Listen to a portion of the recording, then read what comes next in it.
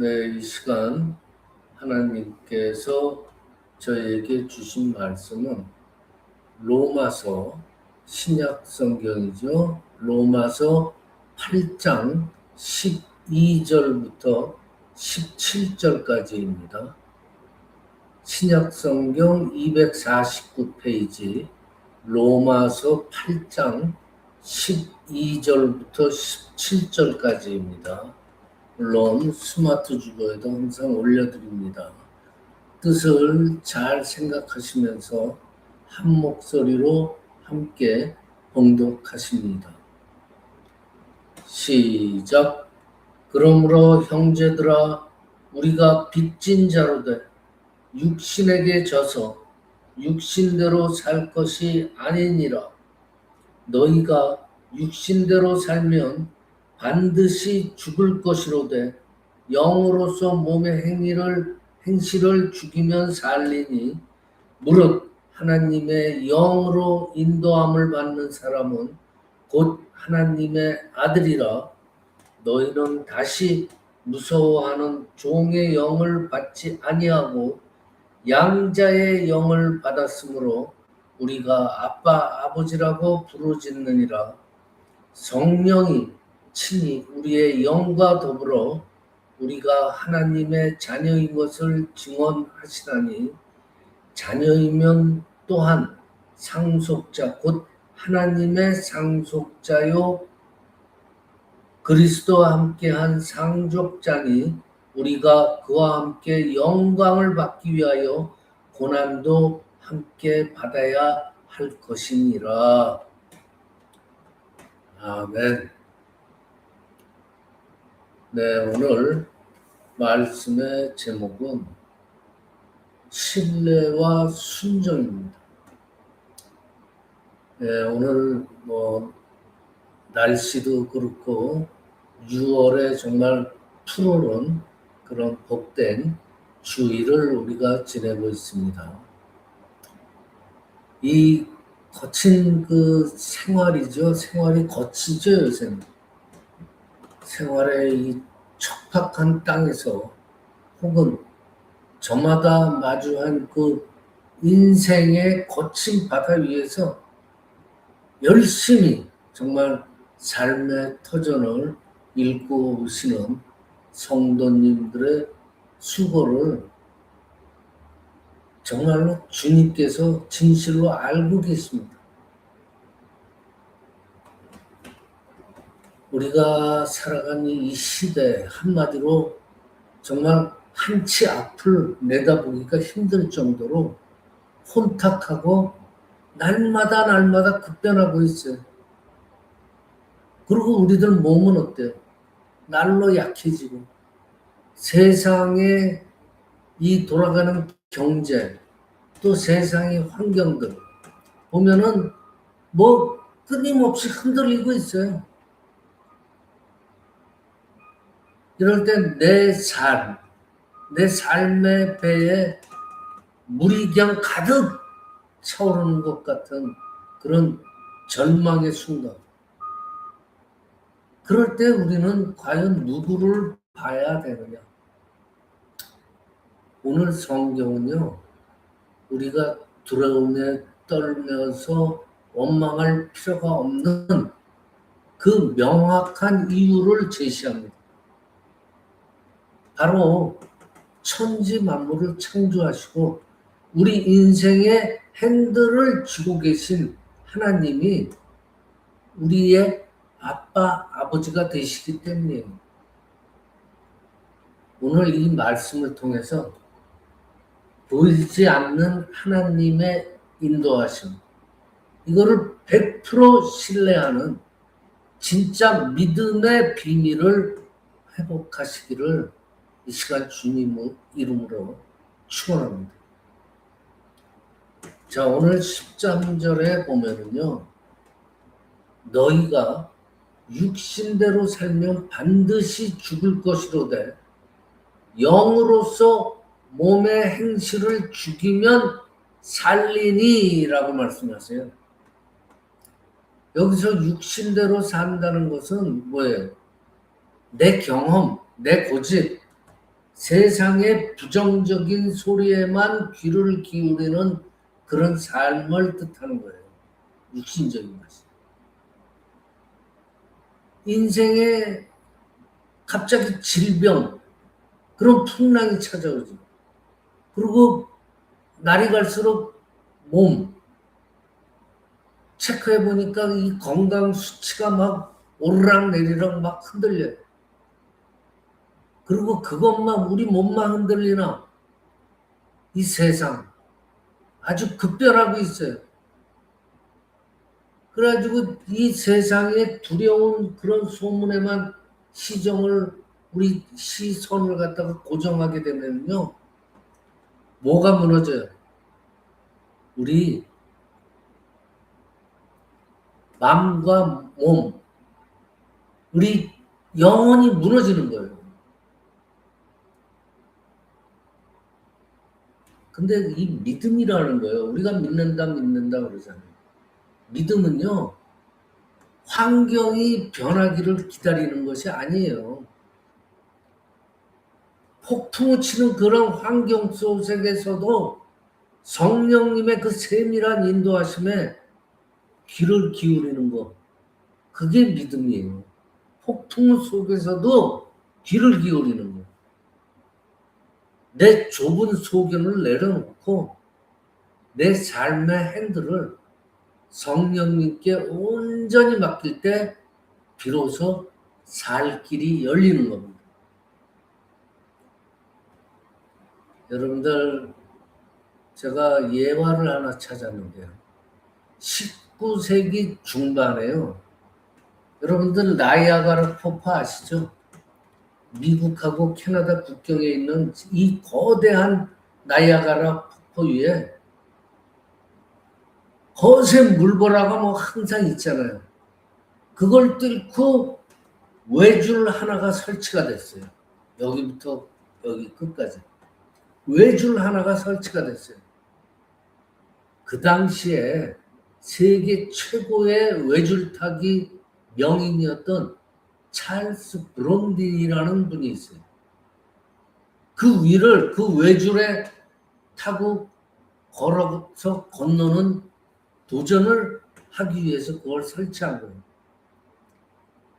당연히 수많은 관중들이 모였고 그 모든 관중들이 잠잠해요.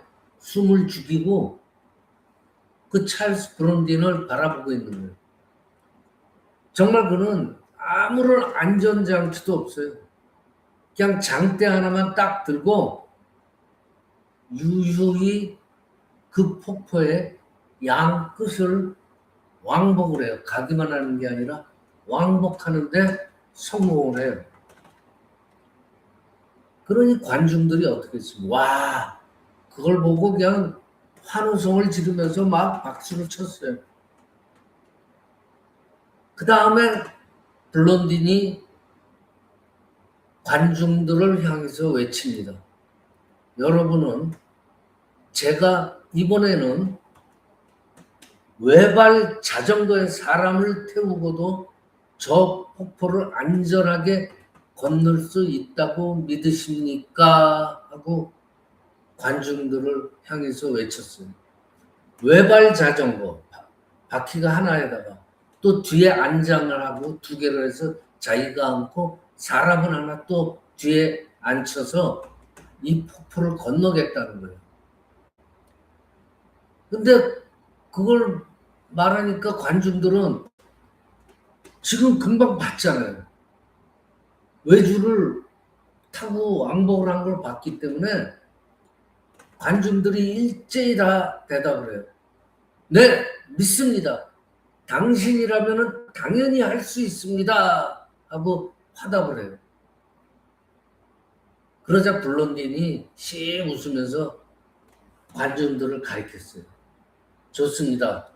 그렇다면은 제 외발 자전거 뒷자리에 타실 첫 번째 분은 누구십니까?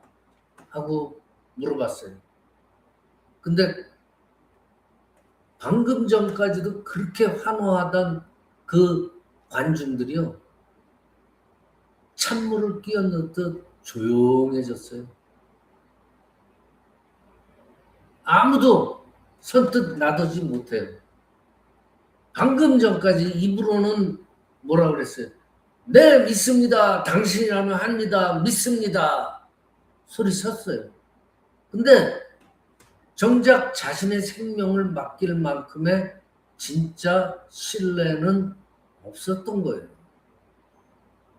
그때 블론딘의 매니저였던 한 사람이 자원하여서 그의 외발자전거 뒷자리에 앉고 이 두 사람은 고생 폭포 위를 무사히 건넜습니다.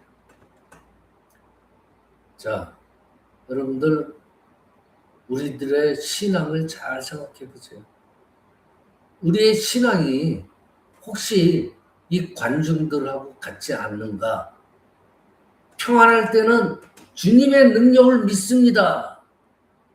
라고 고백을 해요. 정작 인생의 위기가 오고 풍랑 속에서 내 삶의 자리, 내 건강의 문제를 온전히 주님께 맡기라고 할 때 주님 말고 다른 것에 의지하지 않아요? 한번 자문을 해보기 바랍니다.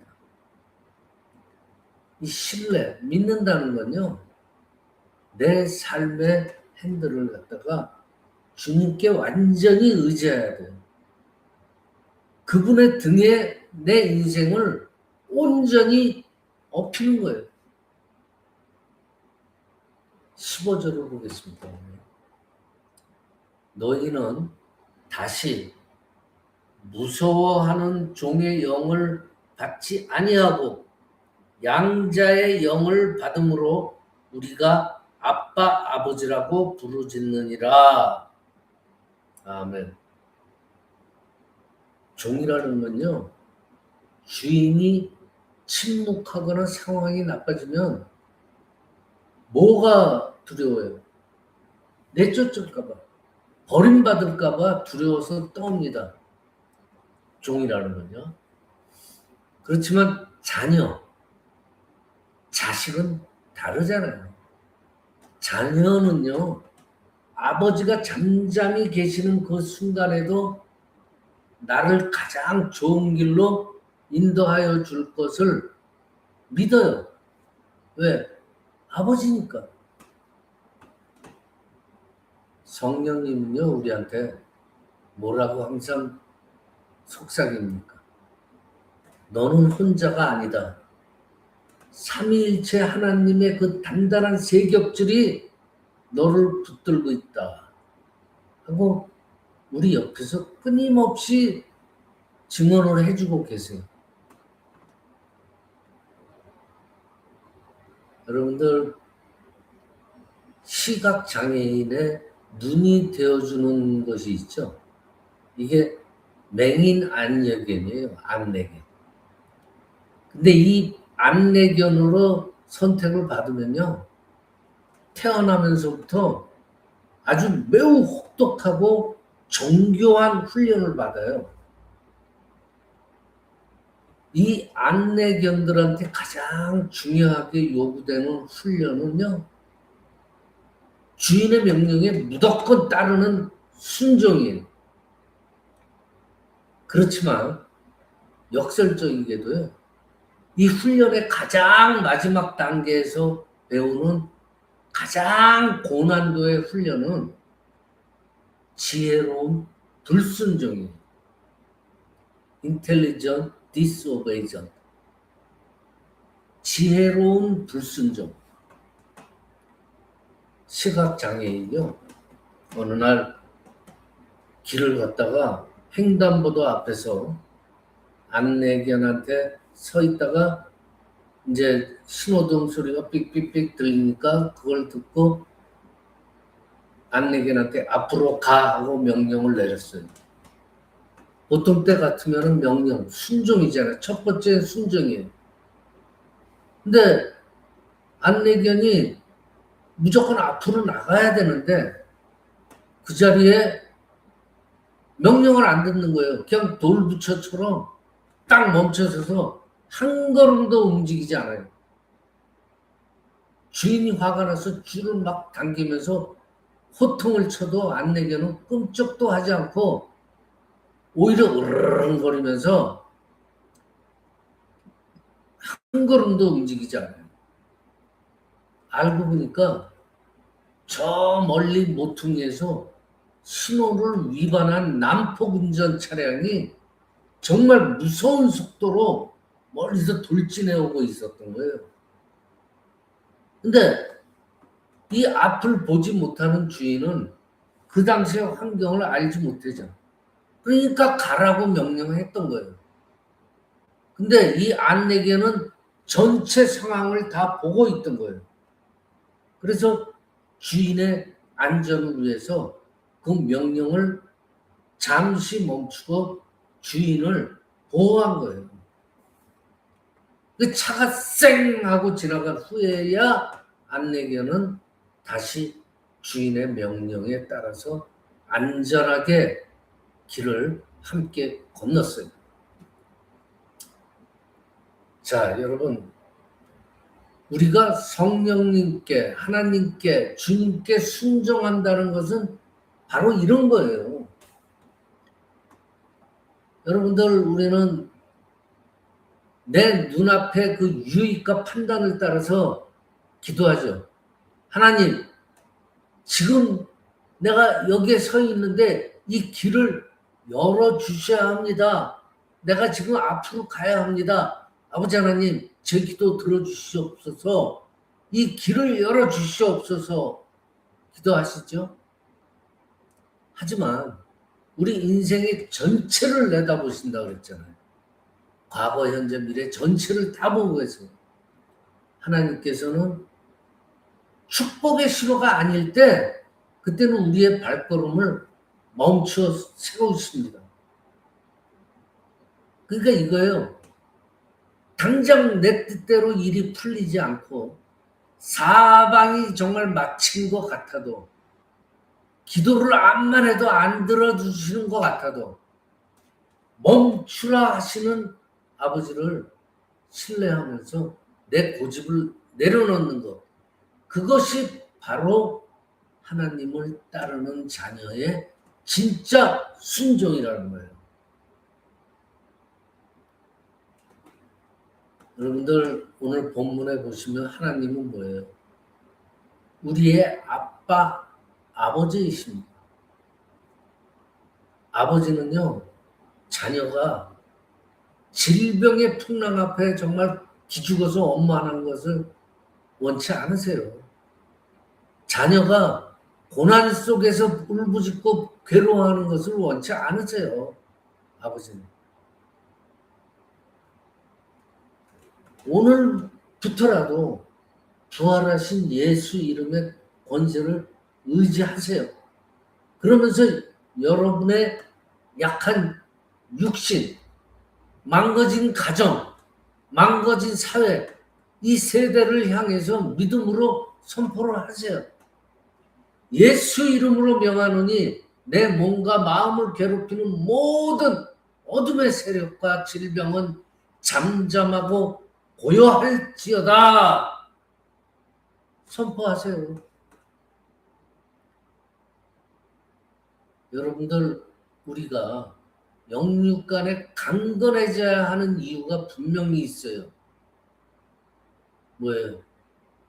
풍랑을 잠재우시는 삼위일체 하나님의 살아계심을 온 지구촌에 선포해야 돼요. 복음의 증인이 돼야 돼요. 그러기 위해서 우리는 영육 간에 강건해야 돼요. 말씀 마치겠습니다. 이번 한 주간 영혼의 내비게이션이 되시는 아버지 하나님의 성령님의 음성에 귀를 기울이고 아빠 아버지의 손을 꼭 잡고 모든 절망의 구름을 뚫고 독수리처럼 비상하는 복된 성도님들이 되시기를 주님의 이름으로 간절히 축원합니다. 기도드리겠습니다. 아버지 하나님 감사합니다. 거룩하시고 자비로우신 아버지 하나님, 오늘 말씀을 통해서 우리가 무서워 떠는 종이 아니고 하나님을 아빠 아버지라 부를 수 있는 거룩한 자녀임을 다시 한번 깨닫게 하여 주시니 감사드리옵나이다. 인생의 거센 폭풍과 질병의 짙은 안개 속에서 내 경험과 감각을 의지하지 않게 하시고 오직 성령님의 세밀한 지시에 순종하는 영적 믿음을 주시옵소서. 전 세계 지구촌 곳곳에서 유튜브로 예배드리는 모든 성도들의 머리 위에 안수하여 주시고 그분들의 세포의 하나하나마다 치유와 소생의 역사가 일어나게 하여 주시옵소서. 낙심했던 자들이 다시 일어나서 아버지의 영광을 찬양하게 하여 주시옵소서. 우리를 끝까지 붙드시는 예수 그리스도의 이름으로 간절히 기도드리옵나이다. 아멘.